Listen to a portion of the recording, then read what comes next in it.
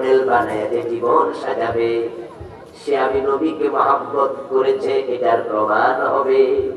আর যে আমার সুন্নাহ ফলো করে জীবন সাজায়া আমার মহব্বতের প্রমাণ দেবে, কানা মাই ফিল জান্নাহ, সে জান্নাতে আমার সাথে ঢুকবে।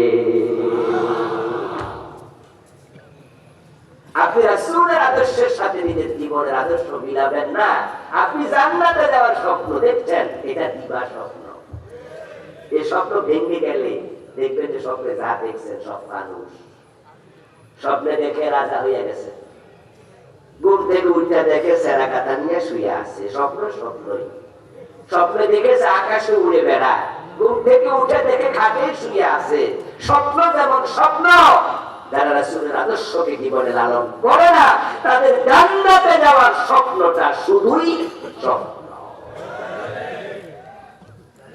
আমরা কি সবাই জান্নাতে যেতে চাই? তাহলে রাসূলকে আদর্শ মানেন, অনুসরণ করেন। আল্লাহ তাআলা প্রিয় নবীজিকে আমাদের সাথে এমন ভাবে ট্রাস্ট করে দিয়েছেন যে উনার মাপে জীবনের মাপ মিলতেই হবে। মিলবে না, আপনার কোন আমল আল্লাহ দেবে না, ফেলে দেবে।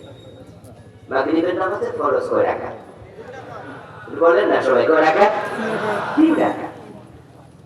মাগরিবের সালাম ফেরানোর পরে হুজুর ইমাম সাহেব মুসল্লিরা সালাম ফেরানো। একজন বৃদ্ধ বয়সী ব্যক্তি, উনি সালাম না ফিরে দাঁড়ায় গেল। পাশে বসায় এক ইয়াং ছেলে, সে তাকাইয়া ভাবছে যে কি চাচা তো আমার সাথে মাগরিবের ফরজ 3 রাকাত পড়লো, সালাম না ফিরে চাচা দাঁড়াইল। চাচা আরেক রাকাত পড়ে তারপরে সালাম ফিরাইল। ওই যুবক চাচাকে কানে কানে প্রশ্ন করছে, চাচা মাগরিবের নামাজ তো 4 রাকাত না, আপনি তো 4 রাকাত পড়ছেন। মুরব্বী একটু হালকা ধমক দিয়া বলাইবে না, তোটা কি করতো, ঝামেলা করিস। যুবক বলছে, চাচা ঝামেলা না, আপনি কি ভুল করছেন? চাচা কই না, আমি ইচ্ছা করে এই কাজ চালাইছি গত সপ্তাহখানেক। চাচা আপনি সপ্তাহখানেক ধরে মাগরিবের ফরজ 4 রাকাত পড়ছেন কেন? বলে পড়ছি। চাচা পড়লে তো নামাজ বাতিল হবে। চাচা বলতেছে, কি বলিস, বাতিল হবে কেন? কেন বাতিল হবে এই মাসলা আমি বুঝাইলো তো আপনি বুঝবেন না, কিন্তু বাতিল এটা আমি নিশ্চিত। নামাজ পড়েন সুন্নাহ, তারপর হুজুরের কাছে আপনারে নেব। হুজুরের হুজরায় ঢুকলো, হুজুরের কাছে গিয়ে ওই বেটা ইয়াং ছেলে সবটা কাহিনী শোনালো। হুজুর শুনে মুরব্বীরে জিজ্ঞাসা করছেন, বাতিজা যা বলে কথা কি ঠিক? মুরব্বী বলে, হ্যাঁ হুজুর কথা ঠিক। এবার হুজুর জিজ্ঞাসা করতেছে, 4 রাকাত কেন পড়েন? মুরব্বী জবাব দেয়, হুজুর যৌবনকালে কত নামাজ কাজা করছি কোনো হিসাব নাই।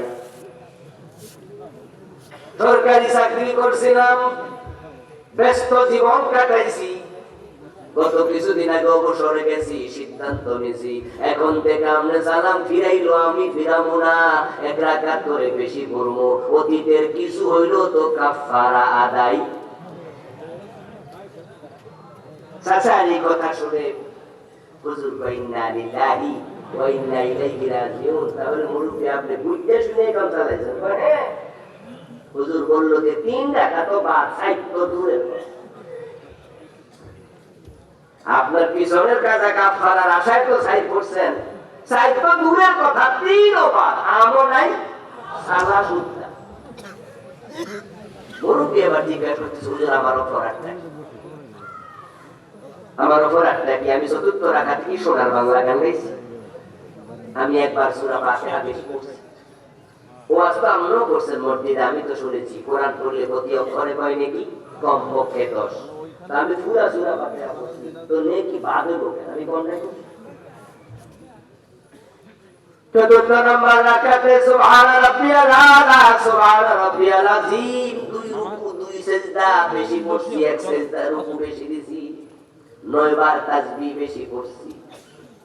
কিন্তু আপনি বলছেন আমসালা সব গেল, অপরাধটা কি বুঝলাম না হুজুর, আমি অন্যায়টা করছি কোনটা, এটা কোন? হুজুর এবার উত্তর দেয়, মুরব্বী আপাত দৃষ্টিতে আপনার কোনো ভুল নাই। আপনি একবার সূরা ফাতিহা বেশি পড়ছেন, সওয়াব পাওয়ার কথা, একটা রুকু বেশি দিচ্ছেন, 3 বার তাসবিহ পড়ছেন বেশি, 2টা সেজদা বেশি দিচ্ছেন, 6 বার তাসবিহ বেশি পড়ছেন, সওয়াব বেশি পাওয়ার কথা। আপনার যুক্তি ঠিক, কিন্তু আপনার পুরা নামাজ আল্লাহ ফেলে দেবে একটা মাত্র কারণে, আমার নবী মুহাম্মদের সাথে আপনার নামাজটার মিল নাই। কথা একটাই, রাসূলের সাথে আমল মিলতেই হবে, জীবন মিলতেই হবে, মরণ মিলতেই হবে। ব্যক্তি জীবন থেকে আন্তর্জাতিক জীবন পর্যন্ত সব জায়গায় আদর্শ একজন, তিনি মুহাম্মাদুর রাসূলুল্লাহ সাল্লাল্লাহু আলাইহি ওয়াসাল্লাম।